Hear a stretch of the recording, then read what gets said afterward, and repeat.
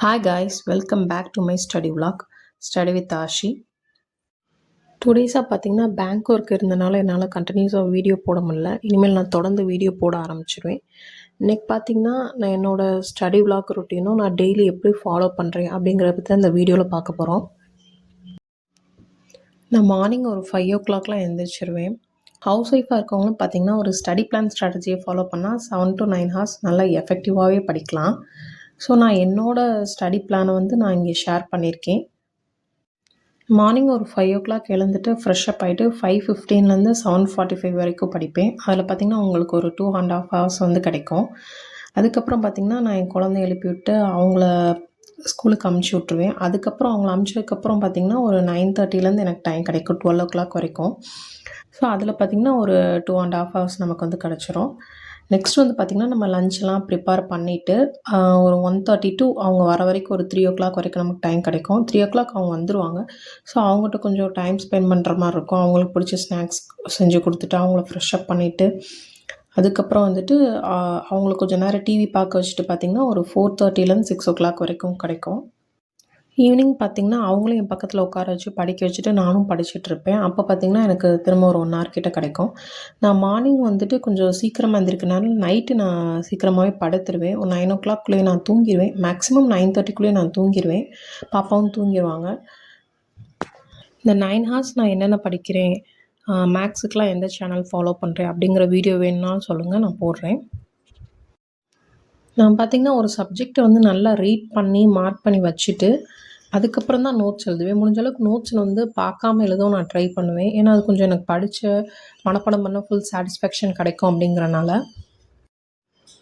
இந்த 9 ஹார்ஸும் பார்த்திங்கன்னா நான் ஃபுல்லாக கம்ப்ளீட்டாக படிச்சுட்டேன் அப்படின்னு சொல்ல முடியாது. ஏன்னா நான் ஊடையில் பார்த்திங்கன்னா ஏதாச்சும் ஹவுஸ் ஹோல்ட் ஒர்க் பார்த்துட்ருப்பேன். இப்போ வாஷிங் மிஷினில் துணி துவைச்சிருச்சு அப்படின்னு பார்த்திங்கன்னா அதை போய் காய போட்டுட்ருப்பேன். அதில் ஒரு 5 minutes 10 minutes எனக்கு கொஞ்சம் பிரேக் கிடைச்ச மாதிரி இருக்கும்.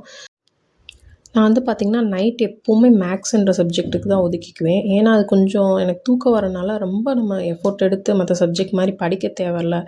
ஒரு ஆஃப் மைண்டாக இருந்தால் கூட அது கொஞ்சம் போட்டுடலாம் அப்படிங்கிறனால கொஞ்சம் ரெஃப்ரெஷிங்காக இருக்கப்போ நல்லா இதாக பிரிஸ்காக இருக்கப்போ பார்த்திங்கன்னா நான் கொஞ்சம் டஃப்பான சப்ஜெக்ட் மேக்ஸிமம் எடுத்து படிப்பேன். நோட்ஸ் பார்த்திங்கன்னா ரொம்ப முத்தாக மணியாக எழுதணுங்கிறதில்ல. நோட்ஸுங்கிறதே நமக்கு புரிகிற மாதிரி எழுதுறது தான். சில யூடியூப் சேனலில் பார்த்திங்கன்னா ஒரு சிலர் நோட்ஸ் பார்த்துருக்கேன். ரொம்ப நீட்டான ஹேண்ட் ரைட்டிங்கில் ரொம்ப சூப்பராக எழுதியிருப்பாங்க. அது வீடியோக்காண்டி அப்படி எடுக்கிறாங்களாங்கிறது தெரில. ஆனால் பார்த்திங்கன்னா ஒவ்வொருத்தவங்களுக்கு ஒவ்வொரு மாதிரி சுச்சுவேஷன் டயம் இருக்கும். எனக்கு பார்த்திங்கன்னா குழந்த வரக்குள்ள கொஞ்சம் மேக்ஸிமம் நிறையா படிக்கணும் அப்படிங்கிற மாதிரி பார்த்திங்கன்னா நான் ஓரளவுக்கு நீட்டாக தான் எழுதியிருப்பேன் எனக்கு புரிகிற மாதிரி. அதுக்குன்னு ரொம்ப அப்படி அட்ராக்டிவாலாம் இருக்காது. ஸோ நோட்ஸுங்கிறது நமக்கு புரிகிற மாதிரி எழுதுறதுக்காக தான். முடிஞ்ச அளவுக்கு பார்த்திங்கன்னா நோட்ஸை நல்லா கிளியராக எழுதிக்கங்க. இப்போ கொஞ்சம் ப்ரீவியஸ் இயர் கொஷின் ரொம்ப இம்பார்ட்டண்டானது அப்படின்னா அதை கொஞ்சம் பாக்ஸ் போட்டு ஹைலைட் பண்ணி நீட்டாக எழுதுங்க. அதை பார்க்கவே நமக்கே படிக்கிறதுக்கு ரொம்ப இன்ட்ரெஸ்ட்டாக இருக்கும். ஸோ நான் என்னை எப்போவுமே ஹைட்ரேட்டாக வச்சுக்கிறதுக்கு பார்த்திங்கன்னா ஒரு வாட்டர் பாட்டிலில் தண்ணி ஊற்றி வச்சு நான் குடிச்சிட்டே இருப்பேன். ஸோ அப்போ தான் எனக்கு படிக்கிறது கொஞ்சம் இன்ட்ரெஸ்டிங்காக இருக்கும், போரிங் இல்லாமல் இருக்கும், கொஞ்சம் தூக்கம் வராமல் இருக்கும். சிலருக்கு புக் எடுத்து வச்சாலே தூக்கம் வரும். முடிஞ்ச அளவுக்கு ஜங்க் ஃபுட்ஸ்லாம் அவாய்ட் பண்ணிட்டு ஹெல்த்தியாகவும் சாப்பிடுங்க. அது நம்ம கொஞ்சம் பிரெயின் பிரிஸ்காக இருக்கிறதுக்கு ரொம்ப ஹெல்ப் பண்ணும்.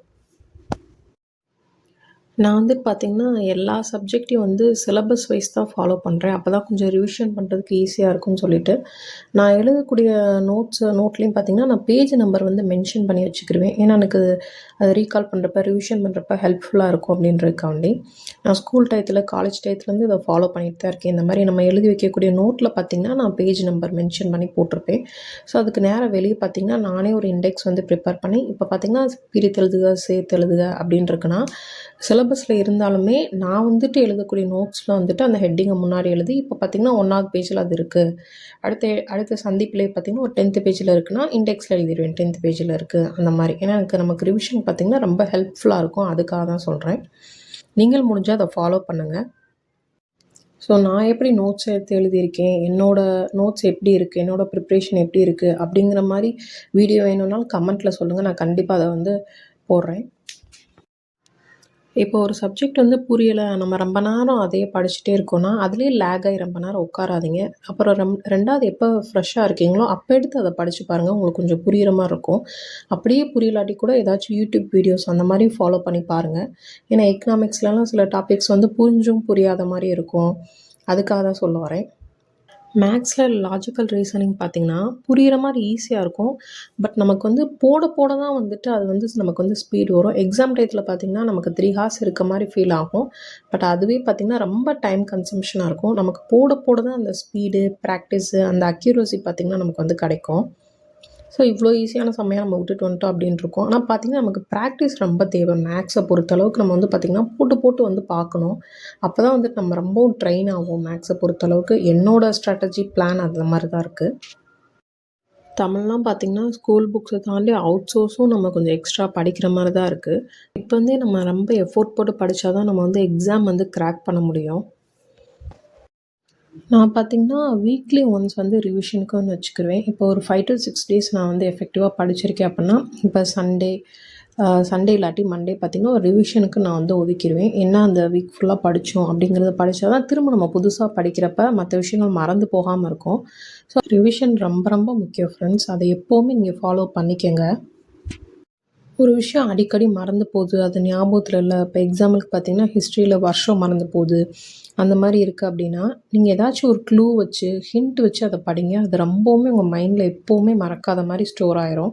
நான் ஃபாலோ பண்றேன். ஏன்னா ரொம்ப நம்ம கஷ்டப்பட்டு படிச்சு, அதுலேருந்து 1 மார்க் வந்து நம்ம அத மிஸ் பண்ணிறக்கூடாது. ஸோ கன்ஃப்யூஷனா இருக்க மாரி இருக்கதுக்கு, நீங்க வந்து இந்த மாரி க்ளூ வச்சு, ஹிண்ட் வச்சு படிங்க எப்பவுமே. என்ன படிச்சுட்ருக்கையில வந்துட்டு வாஷிங் மிஷின்ல சரி அடுத்த ஷிஃப்ட் போடலாம் அப்படின்னு சொல்லிட்டு துவைக்கிறதுக்கு வந்துட்டேன். இப்படி எனக்கு ஒரு 5 மினிட்ஸ் 10 மினிட்ஸ் கிடைக்கும் ஃப்ரெண்ட்ஸ். பட் ஆனால் நான் படிச்சுட்டு தான் இருப்பேன் மேக்ஸிமம் முடிஞ்ச அளவுக்கு. ஹவுஸ் ஹோல்டு ஒர்க்கையும் பார்த்துட்டு என்னால் முடிஞ்ச அளவுக்கு நான் பெஸ்ட்டாக ட்ரை பண்ணிட்டு தான் இருக்கேன்.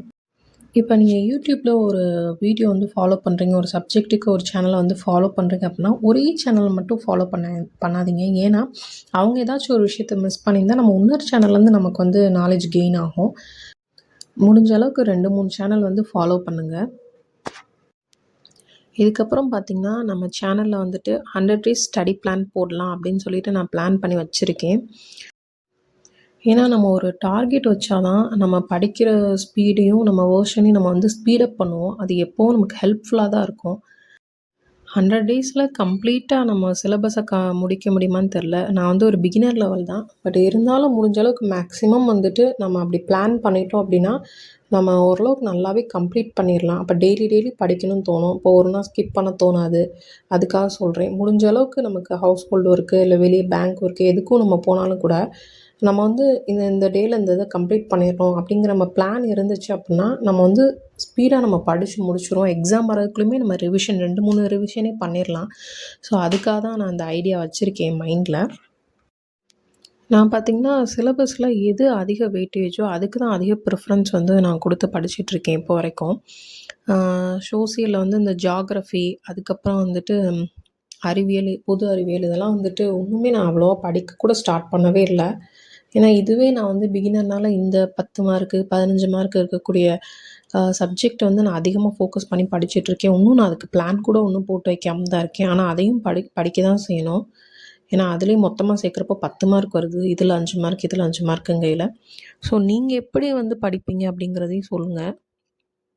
ப்ரீவியஸ் இயர் கொஷின்ஸ் மட்டும் படிக்கலாமா? இல்லை இம்பார்ட்டன்ட் டாபிக்ஸ் எது எது அப்படிங்கிறது நான் சர்ச் பண்ணி பார்த்துட்டு தான் அதில் படிக்க ஸ்டார்ட் பண்ணுவேன். எதுக்கு எவ்வளோ ப்ரிஃபரன்ஸ் கொடுக்கணும் அப்படிங்கிறத பார்த்துட்டு தான் நான் இனிமேல் தான் படிக்கணும் அதையுமே. அதுக்குமே ஸ்டடி டேபிள் போடணும். ஏன்னா இப்போ வரைக்கும் அந்த 9 ஹார்ஸில் அதை இன்க்ளூட் பண்ணவே இல்லை. பட் அப்படி பண்ணக்கூடாது.